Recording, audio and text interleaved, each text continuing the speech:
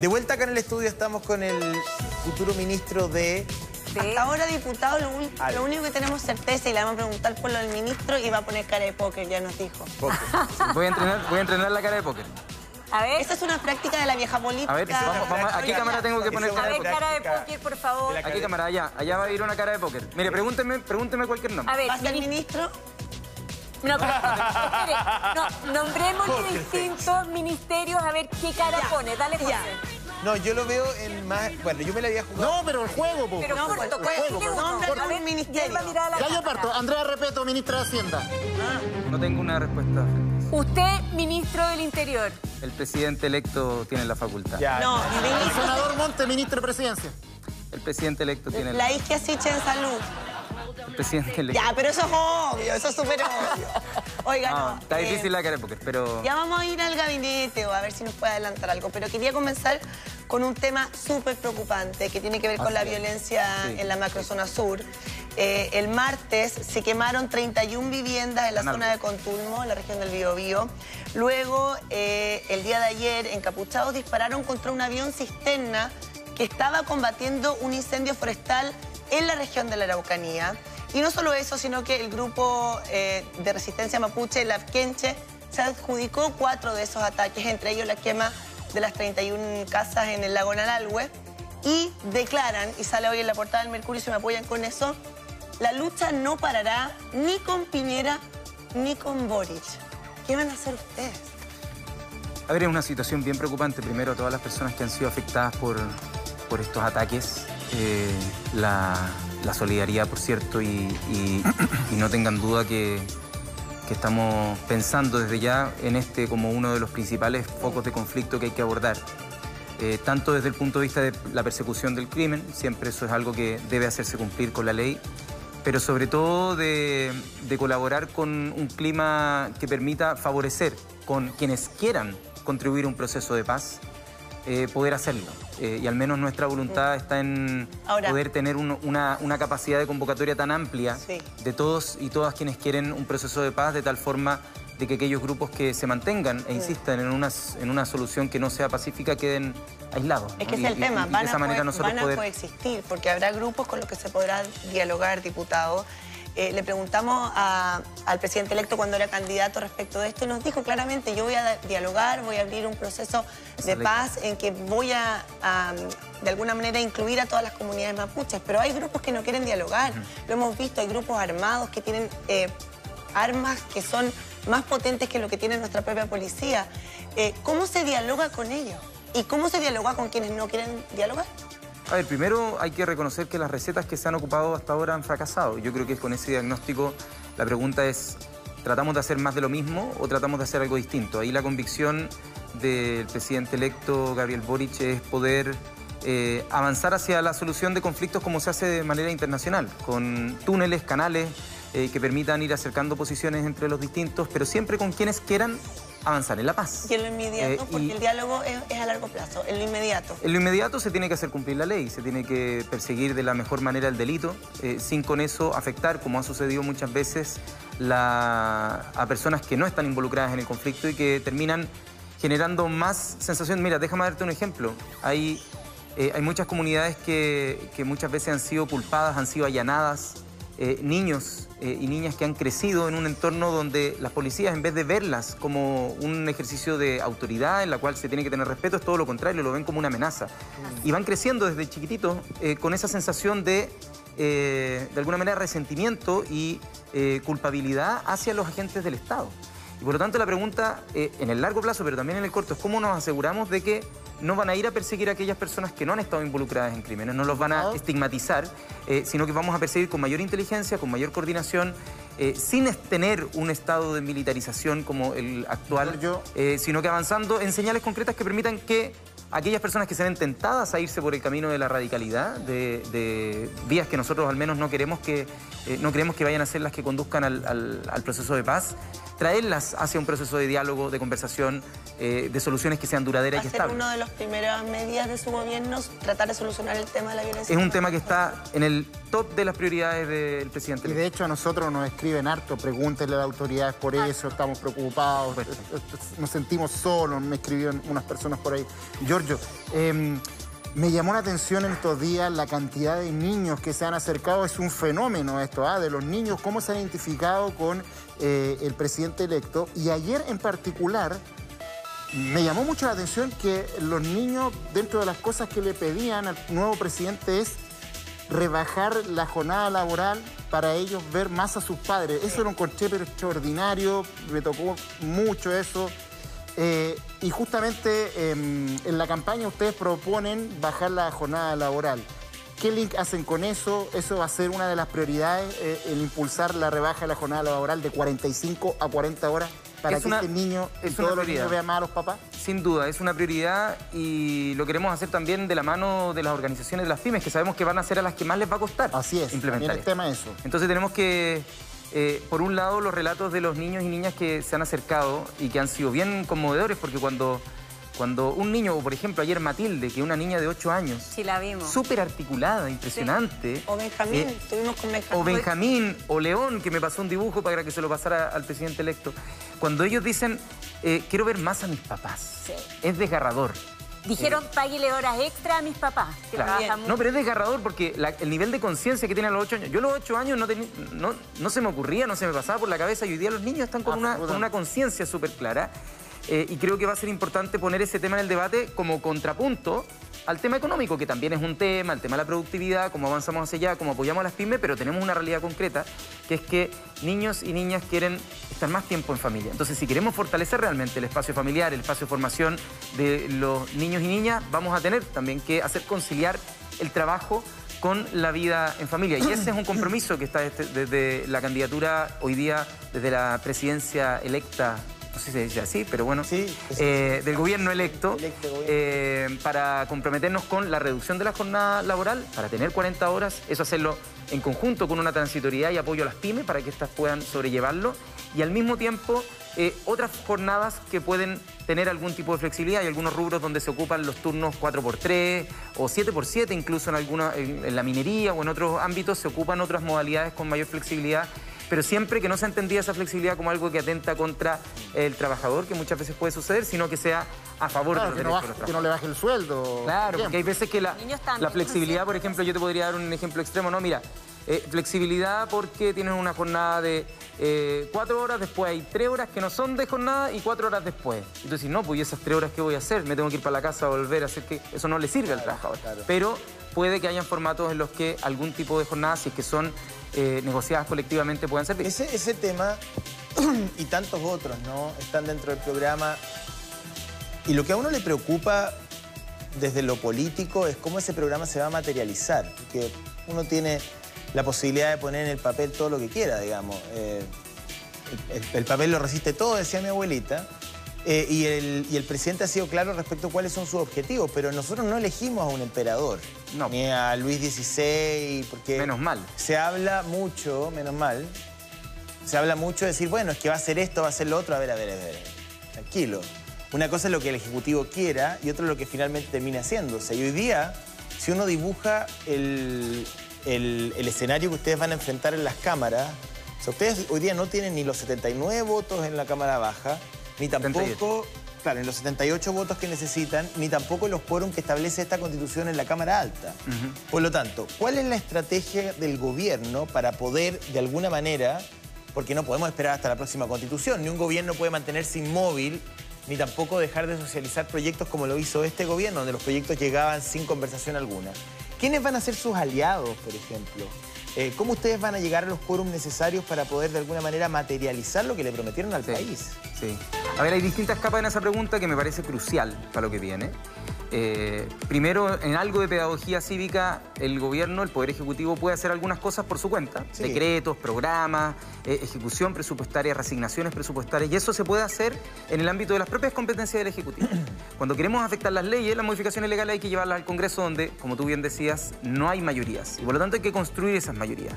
El presidente electo, Gabriel Boric, ha sido súper insistente, no solo conmigo, sino que lo ha dicho hacia afuera, que él ve como una oportunidad también el que no haya un gobierno que tenga todas las mayorías. Es cierto, a uno le gustaría tener las mayorías, pero uno cuando dice, ok, no están las mayorías, eso se ve como una oportunidad para que los cambios que planteemos sean duraderos, ¿ya? Que sean más permanentes, que no dependan tanto de un cambio de gobierno. Y eso implica que vamos a tener que conversar con quienes inicialmente no piensan tan cual como nosotros. Pero en esa conversación van a tener que ceder. O sea, hoy día un fondo común, tal y como está en el programa, déjeme decirle que nadie se lo va a dejar pasar. Bueno, puede ser, pero hay algunas cosas que tienen un apoyo popular tan grande que probablemente trasciendan como los votos que uno pueda tener en su propia coalición, no sé, las 40 horas, la reducción de las jornadas. Por ejemplo. Es un tema que ha llegado a tanta cantidad de personas, es tan transversal que va a ser muy difícil, creemos, que alguien se oponga. Que eso no tenga los votos, por ejemplo. Pero hay otros proyectos que son más complejos, que quizás no tienen tanta facilidad de ser comunicados y transmitidos como hoy día los propios niños y niñas entienden lo de reducción de jornadas, pero volviendo a la que va a pregunta, requerir más un trabajo político, y dentro de lo que tú vas. Y ahí podría ser un gran secretario general de la presidencia. ¿Quiénes son los aliados del presidente Boric en el Congreso? Si usted fuese secretario general de la presidencia, yo lo nombro. ¿Con quién conversaría? Tú, el emperador del mucho gusto, el Napoleón de este programa. Escúcheme, ¿con quién usted conversaría? Ya, lo obvio, Partido Socialista, PPD. ¿Creen que la democracia cristiana son votos que podrían estar con ustedes? ¿Creen que el Partido de la Gente podrían estar con ustedes? Se necesitan esos votos. Es que si no, no llegan, ¿no? Si no, no se llega. Entonces, es distinto. El gobierno electo tiene un programa. Ese programa tiene una directriz. Gabriel ha dicho, mira, las intensidades, los mecanismos, las gradualidades, podemos discutirla, pero la dirección que nosotros queremos empujar es una que ha sido respaldada por el pueblo de Chile. Entonces, nosotros vamos a ir con proyectos, que la idea es conversarlo con organizaciones para que vayan bien, con buena base al Congreso. Y ahí será el camino del arte de gobernar y conversar con distintos lo que te vaya diciendo, ok, esto yo sí lo puedo entregar, esto sí lo puedo modificar. ¿Te gusta esa pega? Esto me ha tocado 8 años hacer, me ha tocado 8 años hacer esa pega. Sería un buen ministro secretario general de la Muchas presidencia. gracias por ¿Lo ha pensado? No sé. ¿Lo ha pensado? La verdad no lo he pensado todavía. ¡Mentira! ¡Mentira! ¡Eso es una mentira! Le Yo que lo encanta conozco le digo, es una cosas que mentira. no son ¿De verdad no se ciertas. ha puesto en ni un escenario? Es que Todo se ha puesto. Porque uno tiene intereses y habilidades. Uno tiene habilidades e intereses. ya. Usted puede tener habilidades por alguna cosa, pero tal vez su interés va por otro lado. Tal vez sería un excelente ministro del Interior, pero no tiene interés en eso. Estaría Mira. feliz en el segundo piso, quizás. Hoy día la clave del éxito del gobierno de Boric está en la Secretaría General de la Presidencia. Vamos a necesitar mucho Giorgio lo talento ahí. sabe. Vamos a necesitar Giorgio mucho talento Jackson ahí. van a nombrar dentro del próximo mes ministro de Hacienda, que es una señal que todo el mundo está esperando. Y la segunda pregunta, claro. ¿van a poner gente con experiencia para dar certidumbre a quienes creen que tal vez ustedes son demasiado jóvenes? A ver, dentro del próximo mes es exactamente el plazo que se ha planteado Gabriel. De hecho, dijo el 22, así que queda menos de un mes ya. ¿Ya? Nos queda menos de un mes, así que estamos en un trabajo intenso de poder analizar el mapa de la estructura del Estado, ver cuáles son cada una de los nombramientos según los tiempos. Obviamente esto había un mapeo general antes, ahora ya hay que entrar en lo concreto. ¿Cuáles son las personas, como lo ha dicho Gabriel, que tengan las mejores competencias, tanto académicas, profesionales, de historia de vida, de relato, para poder llevar adelante las agendas de gobierno? Entonces, obviamente que uno de los intereses que tiene el presidente electo es poder entregar certezas, no solo al mundo económico, que también hay que darlas a los mercados, sino también a las familias. Entonces hay que conciliar esas dos cosas. ¿Cómo le entregamos certezas? Por parte de los jóvenes de que se integren personas con mayor experiencia, porque tal vez dicen más de los mismos no queremos, y ahí hay un tema que va a haber que manejar. Puede ser, y yo creo que lo interesante es que no estén a cargo de ciertos ministerios, carteras, agendas, personas que estén en contra de las ideas que propusimos. Eso yo creo que es lo más importante. O sea, uno lo que necesita es una persona que esté altamente capacitada para asumir una responsabilidad, pero al mismo tiempo que esté de acuerdo con lo que queremos proponer. Uno no puede tener a cargo a alguien que quiere torpedear las cosas. O sea, gente Entonces, mayor pero con alma joven.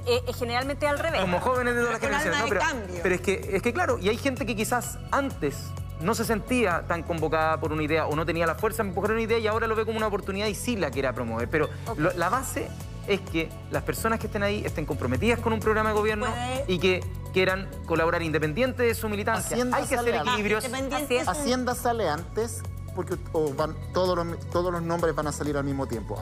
¿El nombre del ministro o la ministra de Hacienda será antes como una señal de tranquilidad a los mercados, que eso no sea a la gente? Mira, el presidente electo ha dicho que quiere poder hacerlo lo más pronto posible, pero estos procesos igual requieren de un poquito de calma, porque uno tampoco puede ser tan ansioso de poder tener nominando al tiro la primera semana desde que fue electo. Tiene que darse el tiempo para que las cosas maduren, para que decanten. No, y arrepentirse sería bien feo. Exacto, pues entonces es bueno pensarlo, repensarlo. Son decisiones importantes que no solo afectan al trabajo interno que uno pueda tener al interior de un gabinete, de un gobierno, sino al país. A todo el país le va a afectar, esperemos de buena forma, las nominaciones que se hagan del gabinete. Entonces hay que sopesar todas las variables y tratar de, una vez que uno presente ese gabinete, mantenerlo. Pero hasta... pueden venir de los partidos de la concertación, como de la Democracia Cristiana, del Partido Socialista, del PPD, del Partido Radical. A ver, el presidente electo ha dicho que, y de hecho le comunicó ayer a los partidos de nuestra propia coalición, de Aprodignidad, les dijo que él quería tener la libertad para poder nominar personas según sus competencias y el compromiso que tuvieran para con un programa de gobierno. Y todos los partidos dijeron, por supuesto que sí. Y por lo tanto, no va a haber un impedimento para el presidente electo de poder hacer sugerencias, nominaciones, en función de lo que él estime pertinente. Y yo creo que va, y la tiene, la sabiduría y la inteligencia para saber que también los partidos políticos, por más criticados y debilitados que estén, también son estructuras que permiten apoyar una agenda de gobierno. Así que hay que tener esa combinación entre gente independiente, pero también gente que pueda sostener las estructuras de partido. La gente está preocupada por el bolsillo, ¿ah? Sí, una pregunta muy puntual. Hoy día la benzina llegó en promedio nacional a 1.028 pesos. Prácticamente en todo Chile están los 3 octanajes a 1.000. La pregunta es si van a prosperar con una propuesta que ustedes tienen en el programa de subir el impuesto específico a los combustibles y por ende a las bencinas de 6 a 7 UTM. Porque eso efectivamente tiene un correlato con un impuesto verde que desincentive el uso del automóvil, pero en este momento sería tirarle benzina al fuego, porque eso haría que la benzina subiera más de lo ya cara que está. ¿Qué va a pasar con ese impuesto que ustedes tienen en su programa de gobierno? A ver, creo que lo más crucial en cuanto a los impuestos a los combustibles es que lo paguen quienes hoy día no lo pagan. A las personas que están en la casa y que tienen su autito lo pagan. Lo más importante para nosotros y la mayor desigualdad que se ha constituido en materia de impuesto a combustible es que quienes están en las grandes industrias, que no están incorporados en la ley de impuesto al combustible, por ejemplo, todos los que no ocupan las carreteras, las navieras, las aerolíneas, las forestales, las mineras, todas esas industrias que son intensas en el uso de combustibles fósiles, hoy día no pagan este impuesto. Y por lo tanto, el que esas empresas primero lo paguen nos da una holgura y es lo más importante dentro del tema del impuesto al combustible. Nosotros creemos que si es que uno se compara con otros países en el mundo, igual el impuesto al combustible acá en Chile es más bajo. No significa que la gente hoy día no lo esté sufriendo, lo están sufriendo. Y por eso es que el presidente electo ha planteado, sobre todo en el camino de la segunda vuelta, que estamos explorando mecanismos para la devolución, sobre todo a las capas medias, los sectores populares y capas medias que hoy día gastan su platita y tienen un gran gasto en el combustible, que se les pueda devolver. Entonces, esos 6 a 7 UTM, Giorgio, ¿no sería para la persona de Cerro Navia que tiene un Uber y que está sufriendo ahora por la luca? La idea es que esa persona que está en Cerro Navia y que tiene su Uber, cuando se termine de reformar el tema del impuesto a los combustibles, pague, escúchenme, menos de lo que paga hoy como impuesto al combustible. A ver, es que lo que pasa es que hay un esquema... Menos que hoy, incluso. Giorgio, perdón. Siguiendo la misma línea de mi compañero y amigo Roberto Sá.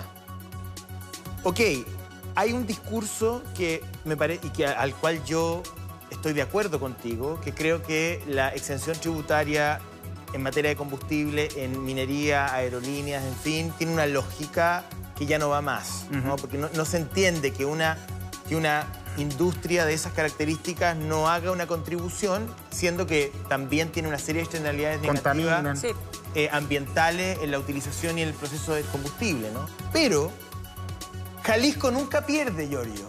Y tú lo sabes muy bien, usted lo sabe muy bien, discúlpeme. Entonces, cuando yo a la aerolínea le pongo un impuesto, ese impuesto no lo va a terminar pagando la aerolínea. Lo traspasan a precio. Me van a subir la tarifa.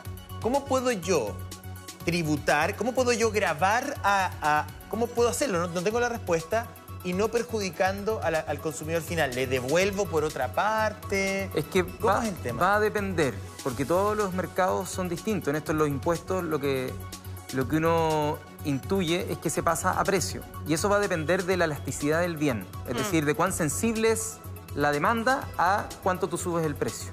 Entonces hay algunos bienes, y depende de lo competitivos que sean los mercados.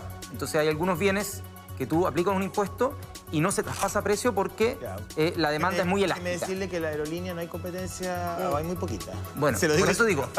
Pero la pregunta entonces de fondo es, ¿creemos que es mejor que sostengan hoy día las personas que están en la casa, que anden en auto, que no andan mucho en avión, que ellas sostengan todos los costos del combustible, o que lo hagan también las personas que el precio real, o sea, en el fondo, las externalidades negativas, como tú decías, tienen que reflejarse de alguna manera. No, y eso creo que lo hemos aprendido es, con la crisis climática. Súbale a las grandes empresas y entremos a discutir una reducción del impuesto específico para los consumidores de a pie, digamos. Bueno, es que eso es lo que nosotros hemos planteado en la última fase, pero no como una disminución en el precio de venta, sino porque eso te distorsiona el cómo tú lo cobras. Hoy día es un impuesto fácil de cobrar. Sí, de recaudar. De recaudar. Entonces tú lo que tienes que hacer, y lo que recomiendan, de hecho, economistas como Andrea Repetto, incluso el mismo Briones creo que planteó algo similar. Ese nombre nos suena, Andrea Repetto. Que decían... ¿Esa era la señora que querían poner en Hacienda? Que decían, ya bueno, en esa propuesta que hacían y que esbozaron, que a nosotros nos pareció bien atractiva y que Gabriel en segunda vuelta dijo que quería explorar. ¿Cómo es? Es que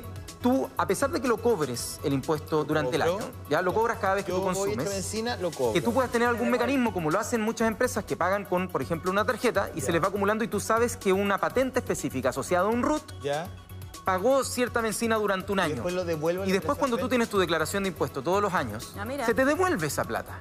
Entonces, se devuelve otra plata. Entonces, el 10% de la Entonces tú puedes perfectamente pensar en un sistema en el que las personas que están en la casa viendo el programa no sufren, sino que se ven beneficiadas por esta reforma al impuesto al combustible, porque tienen su autito que es de 1.3 litros, entonces es un autito que no gasta mucho, que lo ocupan para ellos, que tienen un solo auto.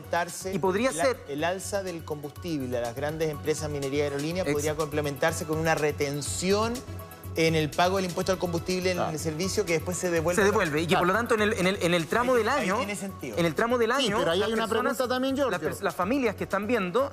en el tramo de un año se les devolvería y por lo tanto terminarían en términos netos pagando menos que hoy. ¿Se le devuelve al señor de Las Condes que tiene un Volvo y va a su oficina en Providencia? ¿También a ese Es que como los RUT están asociados también a un registro social de hogares, perfectamente se puede hacer progresivo. De tal forma que, por ejemplo, a las personas que menos recursos tienen se le devuelve el 100% o el 80%. Y va bajando para que si una familia que tiene 4 autos, que vive en la dehesa y que tiene puras camionetas de, no sé, 3 litros, 4 litros de motor, tú no le haces ese incentivo o ese beneficio, ¿te fijas? Entonces, creo que es importante que las personas en la casa tengan la tranquilidad de que nosotros vamos a estar sumamente atentos y preocupados de que los impuestos al combustible, que nos parecen, en principio, como un tema de sostenibilidad ambiental, algo positivo, que no afecten a las familias que menos tienen. ¿Ya? Ese es como lo que nosotros estamos planteando. Sí.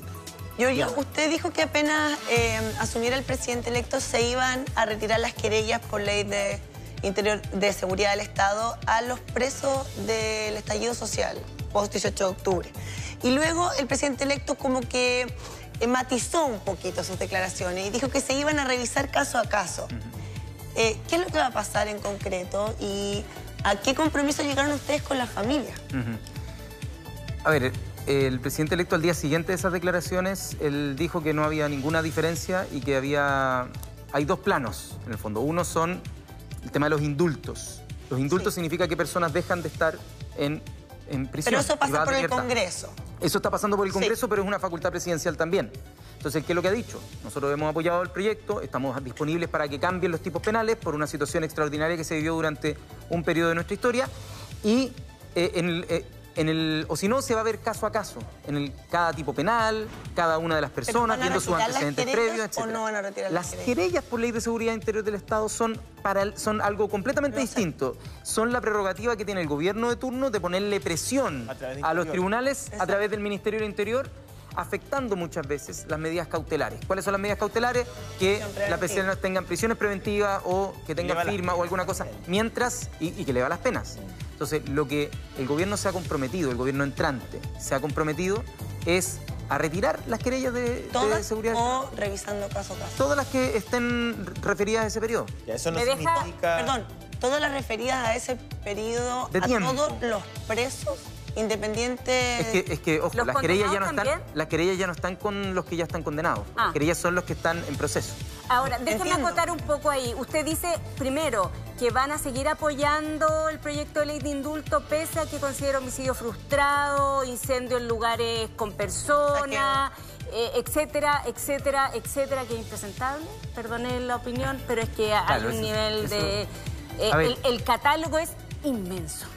Gabriel, el presidente electo, lo que ha dicho es que él cree que todas las modificaciones que se le tengan que hacer para que concite la mayoría, por ejemplo, en este periodo que queda de 1 mes y medio o 2 meses antes de asumir, él está sumamente abierto porque la idea es que pueda ser algo consensuado. Es decir, los tipos penales, la forma, ojalá que puedan verse las maneras para que esto vea la luz como proyecto. Así que si no, él va a tener también la prerrogativa de ver caso a caso. Caso a caso, cuáles son aquellos que requieren de una situación especial. Porque así como está no va a pasar, porque por lo tanto va a quedar para otro tipo de situación. Convengamos que es muy injusto que haya gente que sin juicio, es decir, sin haber tenido un proceso, haya estado algunos 10 meses, 12 meses, 1 año y medio, casi 2 años han estado personas privadas de libertad sin tener pruebas. Una cosa es acelerar los procesos judiciales y otra cosa es indultar o levantar las querellas. Son cosas diferentes. Claro. Por supuesto, son capas distintas. Son capas distintas. Las querellas es algo que tiene la prerrogativa el gobierno desde el minuto que entra. Y las van a retirar y eso todas. está como un Entiendo que hay... Mira cómo escribe, oiga, Giorgio Jackson. ¿Con quién se whatsappea? Ahí está recibiendo mensajes de gente del equipo. Hoy estábamos resolviendo algunos temas particulares, el tema ambiental que nos importa mucho, los animales. ¿Por qué te ríes? Están todos preguntando detalles personales al candidato. No voy a decir nada más. Oiga, no digas todo. Usted ha dicho, Giorgio Jackson, que tienen una millonada de prioridades, ¿cierto? Pero yo le voy a pedir... A ver... ¿Para dónde va, Paulina? Esa millonada de prioridades, porque le pregunta el José y usted le dice, sí, eso es prioridad número 1. Le pregunta a la Diana y dice, no, eso lo tenemos dentro de los primeros. Póngale número a las prioridades. Si yo digo, en los 100 primeros días, ¿cuál es la prioridad? Póngale número. A ver, sí, mire, tiene condonación de la deuda educativa, tiene sistema único de salud, tiene viviendas sociales, sueldo mínimo que llegaría con el tiempo a los 500.000 pesos, dijo usted. Jornada laboral de 40 horas que están pidiendo los niños. Fin a la AFP, ley de indulto. ¿Te faltó la ley previsional? Sí, es que no me... AFP puse. Ahí, AFP. Fin a AFP. Fin a AFP, pero eso es la reforma. A eso vamos. Es que había que poner los títulos, Diana. Está bien. Te lo cedo, compañera, te lo cedo. Tome el lápiz. Te lo cedo. ¿Está el audio del te lo cedo? Vaya poniéndole la primera. La primera. ¿Cuál es? A ver, Giorgio Jackson. A ver, esto es un juego. Me imagino que toda la gente en la casa... Después me van a retar. No, hay gente que está anotando. No, No, es un juego, dele nomás. Es un juego, ¿no? Sí, es un juego. El juego del calamar. No es un juego. No es el juego del calamar. Este va a ser para mí el juego del calamar, porque aquí yo me estoy arregando. No, mira, voy a que comience el juego. Algunas cosas. Es hora de comenzar el juego. Sí, tal cual. Oye, mira, un tema que es importante porque acá hay que saber las cosas que queremos empujar, por más alta estima que tengamos, y las cosas que vamos a poder legislar pronto. Exacto. La primera, o una de las primeras prioridades, por un tema incluso de temporalidad, es el sueldo mínimo, porque tenemos que legislar en marzo. El actual sueldo mínimo vence en marzo. Sí o sí en marzo. Así que no le estoy diciendo con esto que va a llegar a 500.000 pesos en marzo para que la gente en la casa... Al término del periodo. Tenemos que mostrar un camino de cómo va a ser la estructura del sueldo mínimo, cómo vamos a acompañar a las pymes para llegar a los 500.000 pesos, y el primer esbozo de eso va a ser acá. Ya, número 1, sueldo mínimo. Pero van a plantear finalmente la plurianualidad, porque eso está todos los años discutiendo. A ver, déjenme explicarle un poco a las personas en la casa que están o ganando el mínimo o cercano al mínimo, o su piso base es el mínimo, que muchas veces pasa eso y tienen comisiones sobre. Hoy día saben, y si no lo saben sería bueno que pudieran acudir, que tienen acceso al ingreso mínimo garantizado. Además. El ingreso mínimo garantizado es una especie de subsidio que hace que el sueldo líquido esté del orden de los 314, 315 16.000 pesos. ¿Ya? Entonces, eso es hoy día el sueldo líquido, después de que le hacen el descuento de la Así es, porque el sueldo mínimo bruto es de 337.000 y queda el líquido en 270.000. Entonces, con esa prerrogativa puede acercarse a las 300. Tal cual. Hoy día los sueldos que van desde el sueldo mínimo hasta los 400.000 pesos o algo así, tienen un subsidio que hace que fluctúen todos esos sueldos entre los 314 y 316. ¿En cuánto debiera subir el sueldo mínimo en marzo, cree usted?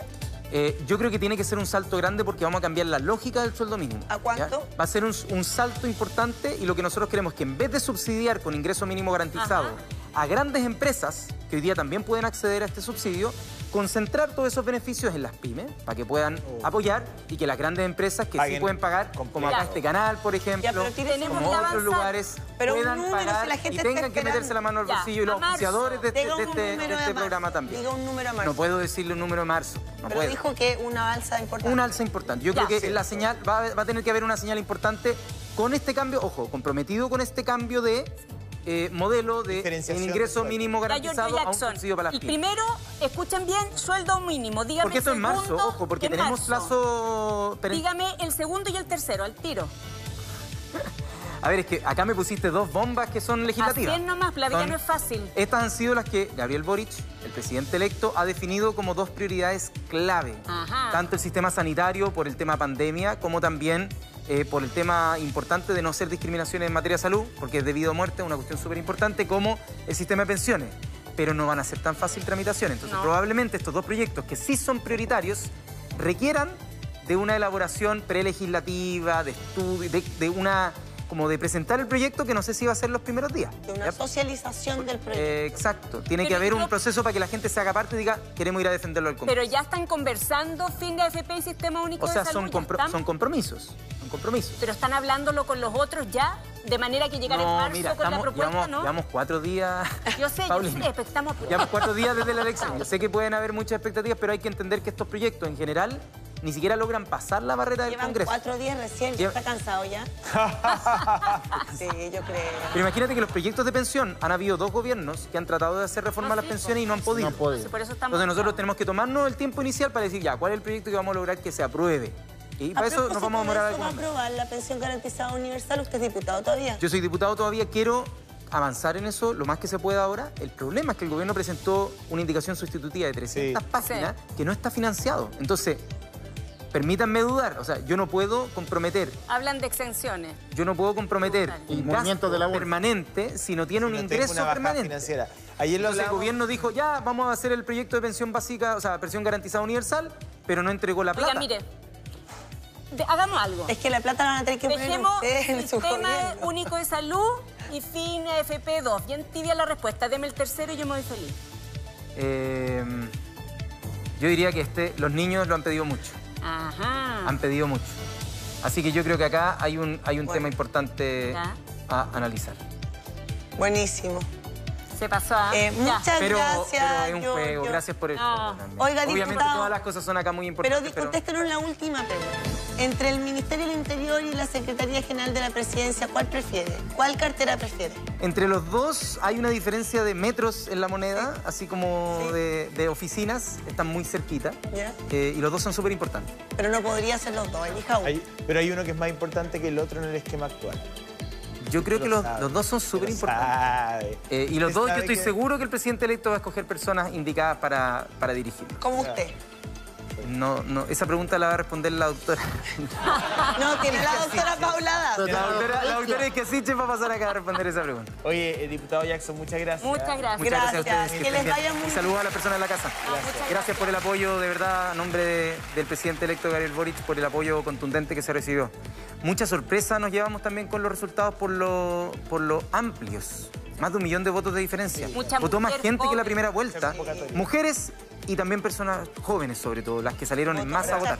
Uno se pregunta, ¿era un voto pro Boric? Mucho probablemente sí, y también quizás un anti-Kast que no le pertenece necesariamente a Claro, es que los votos no le pertenecen a nadie, pero sí al menos hay un voto de esperanza. Y así que ahora quizás estamos con un poquito de vientito de cola. Luna de miel. Ahora van a tener que cumplir con las expectativas de la gente que les entregó su voto. Diputado. Esa es la idea. Y las primeras señales son cuando al presidente electo le toque nominar al equipo que va a estar a cargo de eso. Estamos muy atentos a eso, que le vaya muy bien. Lo sé, Gracias, porque diputado. van a estar todos los días pidiéndome hasta que uno se equivoque y de repente diga sí, con una mirada y va. Exacto. Y me van a retar. Pero ahí tiene su tarea. Y nos van a retar.